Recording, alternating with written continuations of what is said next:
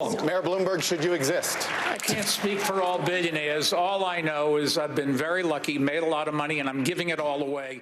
I think that the prevailing image that Bloomberg projected on Wednesday night was one of a technocrat, one of a Manhattan billionaire. He really didn't seem to empathize with people. There wasn't a whole lot of charisma there. So I think the argument that he's making is less about being a charismatic leader and more about being the guy who can defeat President Trump. But on campaigns, to some degree, people want to be enthusiastic. They want to be inspired by candidates. And that just doesn't seem to be Michael Bloomberg's game. So how was your night last night? Look, the real winner in the debate last night was Donald Trump. I don't think there's any question that what happened on Wednesday night does not help Michael Bloomberg's campaign. The question is how much it might hurt him. He has been rising in the national polls as high as second place.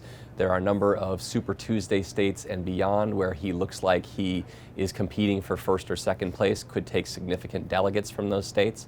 But remember, these are states where basically he's the only game in town as far as running ads. Many of them have not really tuned into the presidential campaign because they're not voting quite yet.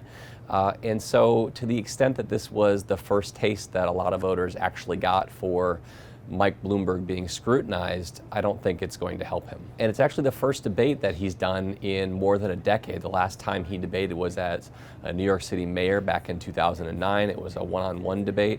So this was a very different animal for him. We have a very few non-disclosure agreements. How many is Let me that? finish. How many is that? None of them accuse me of doing anything other than maybe they didn't like the joke I told. The message that we've seen from the Bloomberg campaign hasn't just had a lot of money behind it. It's actually been very disciplined, very coordinated.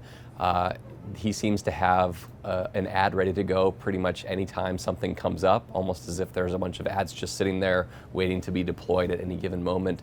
So it's been a very successful strategy so far. Social media, digital, TV advertising, all of that has been very impressive, I think any pundit would tell you. But that only takes you so far. At some point, you need to be able to stand on your own feet on a debate stage. You need to visit with voters and make the case. And you need to have these actual confrontations with other candidates who are offering different visions. And I think on Wednesday night, Mike Bloomberg showed that he is still struggling to check that box when it comes to being the nominee.